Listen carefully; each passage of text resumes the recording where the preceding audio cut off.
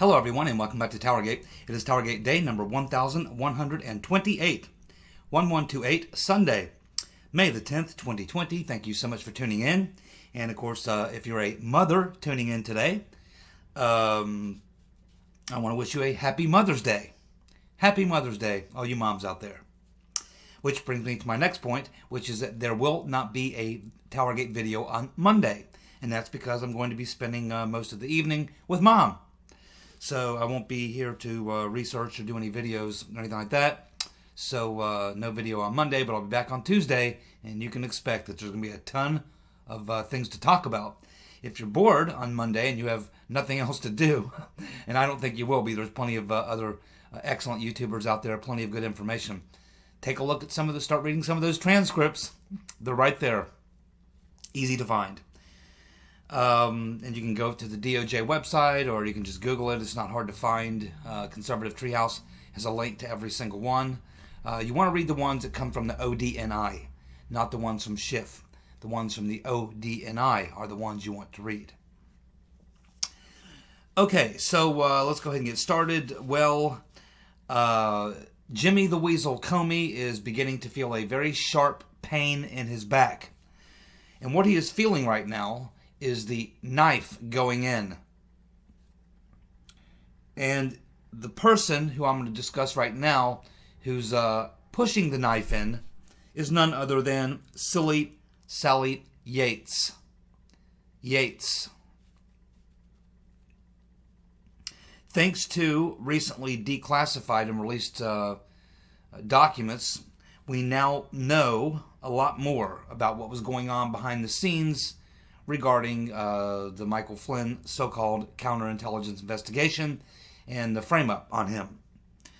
We can also see, just as I've been talking about for a very long time, other people as well, how you are going to see this entire thing. This is what always happens in a criminal conspiracy. Everyone, at some point when they feel the threat and they feel the danger, they circle the wagons.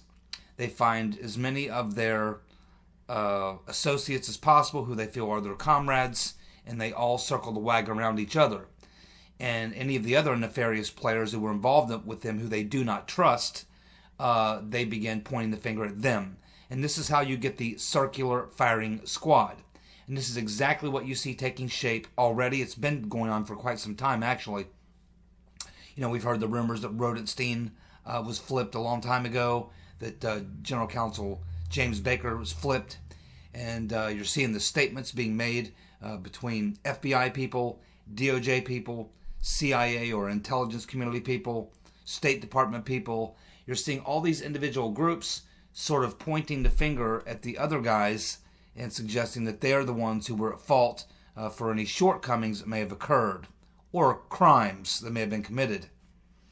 So Silly Sally is the one that's being focused on right now, and for good reason. So Silly Sally, let me read you what I have here from my notes, and then I'll kind of elaborate on that. So, Silly Sally Yates, along with her associate Mary McCord, who are both, the DOJ side of things, along with Yates' assistant, apparently advised Comey that they should brief the incoming Trump administration about Flynn's calls with the Russian ambassador Kislyak. But it appears that despite multiple efforts by Yates and McCord, according to them and their aide, and a couple other lawyers there at DOJ, Comey and McCabe were having none of it. They were completely opposed to the idea. Even after, from what's being reported here, Yates was able to even get Clapper and Brennan to agree that they probably would have to tell the Trump administration about the Flynn-Kislyak phone call and what was going on with that. Despite the fact that the FBI, led by Jimmy the Weasel Comey and Andy McCabe, were totally opposed to the idea. And even when they were told, this is what you should do, this is how procedure is, this is what protocol is, they didn't care.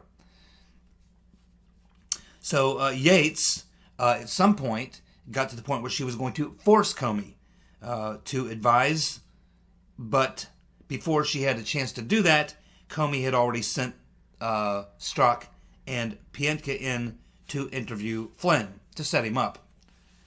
Mary McCord, says that Yates, she, and a few other DOJ lawyers were in a meeting and they were flabbergasted to learn about Comey sending these agents in to interview Flynn and violate all the protocols. And she says that Yates was dumbfounded and that senior DOJ officials were annoyed that Comey didn't solicit their input before making that decision, and that no one over at the DOJ took the Logan Act thing violation, which is what Comey and McCabe were working at. No one took that seriously. And in fact, they're saying Comey and McCabe told Yates that advising the Trump administration on the Flynn-Kislyak call would mess up their investigation. And we're told by Silly Sally in her testimony to Uncle Bob the Executioner that she was not aware. She knew about the Crossfire Hurricane investigation, but she didn't have a lot of details. But she was not aware of their shenanigans going on, as it refers to Michael Flynn, until the January 5th meeting. So the picture that Silly Sally is painting is, along with Moyer, the other DOJ lawyer, is that Silly Sally was first alerted to the situation with Flynn on January the 5th in that meeting in the Oval Office, when Obama asked Yates and Comey to stay behind. At which point he says, yeah, well, I've been getting this information about this phone call, blah, blah, blah, blah, blah. At which point, Silly Sally is apparently surprised to hear this. It's the first she says she knew about it. So then it's just like 15 days before the Trump administration is actually going to come in and take over. So this begins a series of activities going on at the FBI and the DOJ. The FBI side, they're trying to cook up some plot because they know they have to stop Flynn, because they know if he comes into office, it's not going to take him long to figure out all the criminal activity that they were doing in targeting the Trump administration during the 2016 campaign. And so they really had no choice. And there was other reasons as well. McCabe had a personal beef with Flynn. Obama had a personal beef with Flynn. So there were a lot of things going on. Clearly, the FBI had a big target on Flynn. Now, Silly Sally on the DOJ side, along with Mary Moyer and some of the lawyers in DOJ, were, of course, trying to make the case on multiple occasions to McCabe and Comey that there's a protocol, and their issue at that time, and it came up in the January 5th meeting, is, do we tell the incoming administration that their national security advisor had this phone call with this Russian ambassador, and there may be issues here? And so the FBI is wanting to look at this from a Logan Act violation point of view. Silly Sally and the DOJ are kind of looking at it as well. Did Flynn tell Mike Pence something different? Because if he lied to Pence, this could be used by the Russians. And so they're both reaching for some fairly, incredible, ideas here. But they were opposed. They weren't exactly agreeing on this. But apparently, from what we're learning, from what Yates told Uncle Bob's team, is that, and this is sort of backed up by Mary McCord and other DOJ lawyers, is that during this 2 weeks after the January 5th meeting leading up to the inauguration day, is that the DOJ was constantly advising the FBI that, look, you are going to have to, you're going to have to tell the incoming administration, you're going to have to brief them, because we're all going to be, gone, a lot of us, but the top tier political people, Comey, McCabe, Yates, they're all going to be around. Clapper and Brennan are going to be gone. Rice is going to be gone. Administration people will be gone. But bureaucrats like Yates, McCord, Comey, McCabe, they're all going to still be around for the Trump administration. And what Yates is saying is, hey, when the Trump team comes in, we're going to have to tell them. And Comey and McCabe are saying, no, we can't do that. It'll mess up our investigation. So despite the fact that they're told multiple times that they need to do this, they just simply were pretty much refusing. Now, the DOJ actually has the upper hand here. They can actually kind of order the FBI to do that, but Yates had not quite gotten to that point yet. And I can't remember if this was before or after. It was probably before. It was probably, I believe that up until the 20th, Yates was still the assistant, and that Loretta Lynch was still the, the head there, if I remember correctly. I'm not sure exactly the date when Loretta Lynch left, but regardless, she doesn't really come up too much in this conversation. We'll find out more about her later. But for now, what we're focusing on is Silly Sally's testimony to Uncle Bob and what happened. So as they elaborate on what happens, is that as they get closer to Inauguration Day, they continue to be frustrated over at the DOJ, McCord and Yates and the other lawyers there, that Comey and McCabe are still refusing to comply, and they're still investigating Flynn, and Yates is kind of feeling like she's been kind of out of the loop. She doesn't know what's going on. They're getting kind of nervous about things. And so they have a meeting.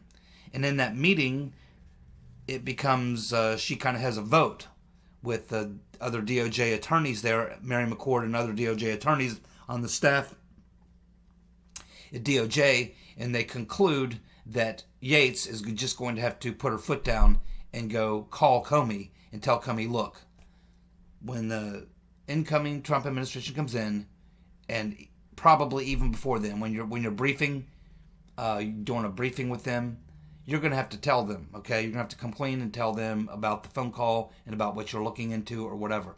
And there's a protocol that you have to follow. So this is what was decided in that meeting. So then Silly Sally gets up. She leaves the meeting to go make the phone call. She's going to make the phone call, then she's going to come back. She goes to make the phone call to Comey, and she gets Comey on the phone, only to find that he tells her, oh, well, it's too late. I've already sent the FBI agents in to interview Flynn. At which point, Silly Sally is pretty angry and advises him, do you realize that you violated all the protocol? I've been over this with you before. There are protocols. There are things you must do. You violated every one of those things. That's a big problem. And Comey basically told her that, well, you know why I did it? I did it because I didn't want this to appear political, which really made her actually more angry. So at this point, she goes back into the meeting, tells the other people in the meeting, too late, Comey has already sent in his people. They've already done the interview on Flynn. And of course, all these lawyers in this meeting hit the roof, I think is the phrase that they used, hit the roof. They were seriously angry, and they realized that Comey and McCabe had just really screwed up big time by violating these protocols for interviewing a White House cabinet official, even in transition. So this is the testimony that Yates has given to Uncle Bob the executioner. We can assume, I haven't read her testimony to Congress yet. I expect that'll be one of the top probably 5 that I'm going to get to. So eventually we'll get there, or someone else will get there, and we'll find out more about that. But here again, you can see that this is exactly how this is all going to go down. The FBI guys are going to stick together. The DOJ people will stick together. The State Department people will stick together. The Intel people will stick together. And this is what they'll try to do. And it'll eventually just be a circular firing squad. They'll just all be pointing the finger at each other. And this is why it's going to be a complex thing for Durham to figure all this out. But he eventually will get to the bottom of it. And so we'll just continue to watch as more information comes out and follow these stories as they unravel, which is what we have been doing for a very long time. But now things are happening very rapidly. Like I said, these things always go this way first, very, very slowly, and then very quickly.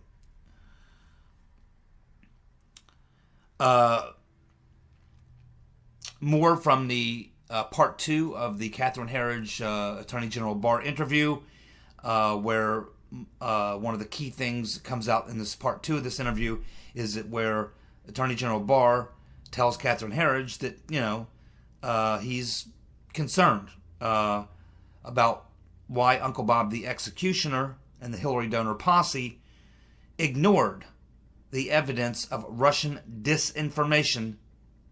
He's also troubled by the fact that they did not look deep enough into the dossier. Now, this is Attorney General Barr being coy, okay? He's not stupid. Neither is Durham. Okay, they understand full well why Uncle Bob did not look more into the dossier, why they ignored the Russian disinformation, if you believe that. No, he knows that Uncle Bob, the executioner, was basically a part of the coup. It's probably difficult for him because they were very good friends over the years. It's going to be tough, but I think that this is why Barr has appointed Durham. Just the same reason he appointed Jeffrey Jensen. Barr knows a lot of these people. He's been around the DOJ in Washington for a long time. Some of these people are his friends. He doesn't want to have to be the one to, stick him in the hole. So he's got surrogates who will do that for him. So at least he can say, man, I'm sorry. I mean, I just appointed these guys to do the investigation. I'm the Attorney General now. I have to follow the law. I'm sorry you got caught up in this. You're still my friend, but you fucked up. Very simply. And he has some distance. So it's not like he's personally going after his old friends. He's got other people doing that for him. This is just Barr being very coy. He understands completely. All you have to do in the Mueller investigation is get to the point where they have Mifsud. And you realize that Mifsud is the guy that starts the entire thing. He, if you believe the official story, he drops the dirt in Papadopoulos' lap, the ticking time bomb. That's it. That's where this begins. And then Downer comes along and sets off the bomb and tells the FBI about it. This was a plot. This was a setup. This was manufactured. It was a frame-up. By who? That's the only question that needs to be answered. We already know what happened. It's who was behind it. Okay? Now, if you're Uncle Bob the Executioner and you've been brought in as special counsel or what have you to investigate Trump, Russia, or Russia colluding or Russia interfering in the 2016 election, once you discover Mifsud and you say, okay, well, this is where everything started. Mifsud drops this information on Papadopoulos. Papadopoulos then, this information then extracted from Downer, this foreign diplomat, this Australian diplomat, highest diplomat in the UK for Australia. Then he gets this information from Pops. He tells the FBI, there you go. There is the origin of everything that took place at that point. It's supposedly the reason that there's Trump-Russia collusion. It's the main part of Russia interfering in the elections, and they describe Mifsud as a agent for the Russians or some sort of a Russian figure acting on behalf of the Russians. This is the focus. And if you're really doing a legitimate investigation, you're going to track down Mifsud. And he's all over Europe, the UK, Italy, Australia, and the United States. He's not hard to find. He's got friends in all these Western governments. He's a member of the Clinton Foundation. Maybe she's got him on speed dial. Maybe they should check with Mr. Sussman or Mr. Elias or John Brennan. Somebody put this guy into the game. Somebody brought Mifsud into the game. And we know that Papadopoulos was told to go to Rome to meet Mifsud by Arvinder Sambe, this deep stater in the UK who has connections to Uncle Bob the Executioner. That is where your investigation begins. Yet, according to Uncle Bob in the Mueller report, they interview Mifsud in a hotel lobby. He lies to them 3 times, and they know he's lying to them because they already know the dates that he spoke with Papadopoulos. They, had a FISA essentially on Papadopoulos. They probably had Mifsud wired. They probably knew all the contacts he was making. So William Barr is just being coy here. He quite honestly knows that Mueller wasn't conducting an investigation into Trump-Russia. He knew there was no Trump-Russia collusion. He wasn't conducting an investigation into Russian interfering in the election. He already knew that was bullshit. They were laying an obstruction trap to get rid of Trump, and Mueller was part of the coup team. That's the truth, and I think Barr knows that. So, We had this unusual thing happen yesterday, or 2 days ago now, by the time you watch this video. Clearly it shows us that Obama is freaking out. Obama is freaking out. So all this information has come out, especially now with this January 5th meeting, has finally driven Obama up out of his hole. He finally realizes that his name is coming up way too often in a lot of this stuff, and now he's going to have to go out there and try to put out the fire. So he does this unusual sort of call with a bunch of Democrat political operatives. And it's kind of some weird things that he says, but the most important thing he says is at the end of this call, where he says, I am pretty damn invested.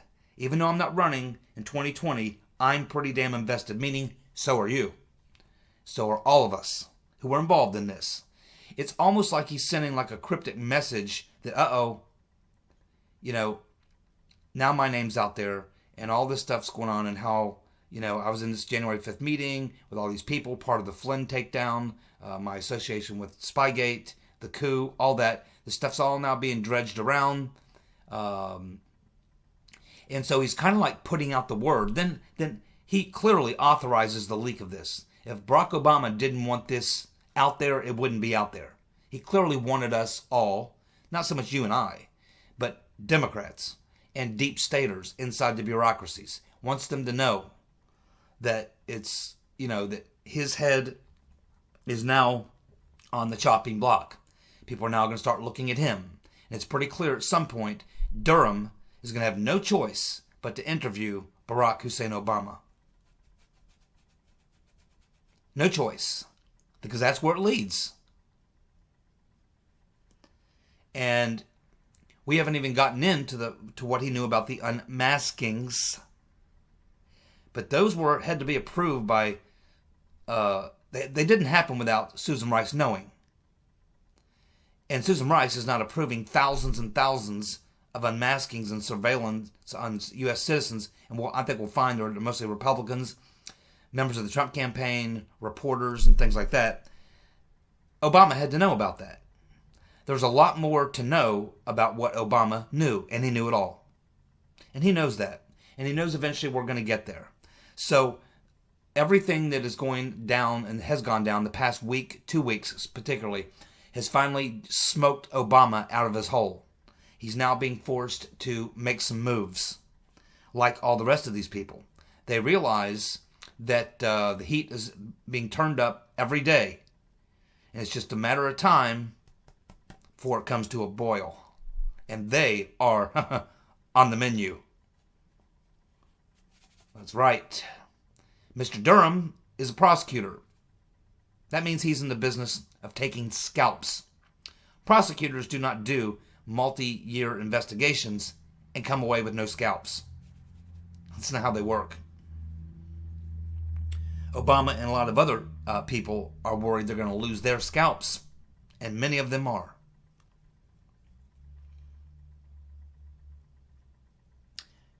Jesse Waters is reporting on his show that what Rick Grinnell, those documents that he brought over to the Attorney General's office the other day, are smoking gun evidence, documents that show Obama's direct connection to Spygate and the Russia hoax. That's what Jesse Waters' sources are telling him. That was in that briefcase that Grinnell delivered to AG Barr on Friday afternoon. Documents that show Obama's direct connection to Spygate and the Russia hoax. Maybe Obama's got some people on the inside tipping him off. It's kind of strange that we would have this event go down. Grinnell brings over these documents. The next thing you know, Obama is releasing this strange call with these Democratic operatives where clearly he's sending a message that, hey, there's a lot of heat around me, and that means there's a lot of heat around you. And we need to fight this thing. These people are not going to admit to their guilt ever. They're not going to take it lying down. They're going to fight all the way, even when they're being marched off and perp walked off and sent to jail, they will still be professing their innocence and claiming that this is all a tyrannical act by the evil orange Hitler himself and his henchmen. That is where these people will never admit their guilt. That's what I'm saying. We have Matt Whitaker, who is reminding us all of something that, when you are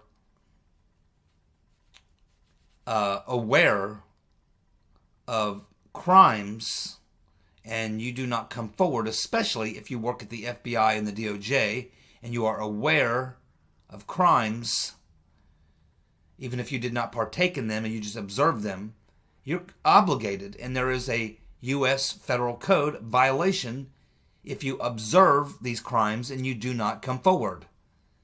Being a whistleblower is not always voluntary. That's why there's going to be a lot of people who are going to be facing not so much probably criminal indictment, but certainly disciplinary action once all this plays itself out. There were many, many people who knew a lot of things that were going on, and none of them blew the whistle. They were obligated to do that. Now, you have another group of people who may have not have been the decision makers. They would have been the second, third, fourth tier, the lieutenants and the more enlisted ranks, who were just the bureaucrats who knew what was going on, but more than that, they were participants. They were told to do things they knew they probably shouldn't do, but they did them anyway. Those people will probably be facing some penalties as well. Don't know if they'll actually get indictments, but they will also be facing certainly disciplinary action, possibly be fired. They could face some jail time. I don't know how far Durham's going to go, but there are those people who fall into there's really three groups. The people actively were the leadership directing the illegal activities. There were the people who were falling in line and taking actual actions as they were being directed to do so by the decision makers. And then there were those people who were not actually involved in doing anything, but they were observing things and knowing these things were wrong, and they said or did nothing.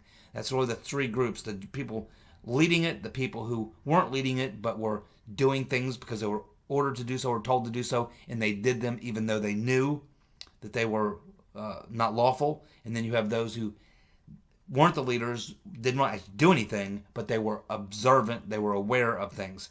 It's like, and this is true not just with, a government bureaucrat, a political appointee. It's true in the regular criminal code for all of us. It's even true in the military. It's like in the military, we were told, if you're given an unlawful order, you do not follow an unlawful order. You must follow lawful orders, but you do not follow an unlawful order. If you're out on patrol and you're just a lowly E3 or E4, and you come upon a group of people in a village, and the first sergeant or the platoon commander tells you to put these people in a hole and shoot them, well, that's unlawful. And so you refuse to do it because it's a violation of the law. And then you report it, that you were ordered to do something unlawful. And if you don't, you will be prosecuted under the Uniform Code of Military Justice. If you take part in, and this has happened before in military history. And there was a popular case back in the Vietnam era regarding a lieutenant named Lieutenant Calley. And you can go research that for yourself. But this is pretty much decided law. This is not gray area. This is very, very clear, both in the military, it's clear in the civilian law, and it's clear within the laws governing the people who work in the bureaucracies. They're not that they don't have a different system of laws that apply to them than apply to all of us. If your neighbor murders his wife and you're quite aware of it because he comes over and tells you, man, dude, I just killed my wife, dude. She's driving me nuts. You're kind of obligated to say something. So now if he comes over and says, hey, can I hide the murder weapon here? And you say, yeah, man, go ahead, just stick it in my shed. Now you're complicit. See, so there's a couple different things you have to keep in mind here. if you know about a crime, you're obligated to tell about it. If you're involved in it, you're absolutely, complicit and must tell about it. And of course, if you're the one directing it, you're obviously complicit. So this is what you have to keep in mind about the various levels of crimes that are being committed here. And so Obama is dealing with, he was a leader. He's got lieutenants under him who did criminal things, and then there's a lot of people around them. That is the people that they're counting on in the bureaucracies. That's who they're talking to. The people who knew things, who at the time did not say something even though they knew it was wrong, and they're wanting those people to stay firmly planted and not to roll over. But believe me, as soon as the pressure is brought on these people, they will roll over. No one is going to put their neck out for Obama. They're just not going to do it. And he's finding that out. And once he sees the circular firing squad, he's going to realize that he and his executive branch are going to be one of the people in the circular firing squad, probably going to have, fingers being pointed at them from the FBI, the DOJ, intelligence community, and they're going to have to point the fingers right back. But you will have a rough time convincing anyone that all this stuff was going on without Obama knowing about it. And this is going to be the defense of Silly Sally, people at the DOJ, people at CIA, people at FBI, people at State Department, people. This is going to be everyone's defense. Is the president knew what we were doing. This was all coming from the president. Thinking that, well, they'll never go after a former president. So when they find out that this all came from the president, he was aware of all of it, they'll back down and not want to go forward with this because they don't want to expose a former president being involved in something like this. And this, I think, is what many of them are counting on. But I think that they're going to find out that that's not exactly how things work. Well, we have Tara Reid. She is now challenging Burisma Joe to a polygraph contest. She says she's willing to take a polygraph and wants to know if Joe Biden is willing to take a polygraph. Now, in his current mental condition, he could probably pass the polygraph. I don't know if he could remember what happened with Tara Reid. I don't know if he can remember what he had for lunch yesterday, let alone what happened with Tara Reid 27 years ago. So, he might want to take her up on that. Well, we have the Democratic National Committee. They are promoting a huge event coming up where it's essentially a virtual dinner with the Rotten Reverend. A virtual dinner with the Rotten Reverend. And of course, they are the party of the little people, so they're going to make it affordable for any of you who want to attend this virtual dinner with the Rotten Reverend Clinton. So you can purchase a ticket. The most expensive tickets are, the ticket prices start at $100,000. Then they go to $50,000, $41,000, $15,000, $5,500, and then for the really poor people, $2,800. So that's all you have to put out to have a virtual dinner with the Rotten Reverend Clinton. And the reason that they're doing this is supposedly to raise money for Biden. Does anybody believe that? Of course not. How ridiculous. Raise money for Biden. I'll see you guys on Tuesday. You have a good evening, and again, happy Mother's Day. You guys be safe. See you, bye.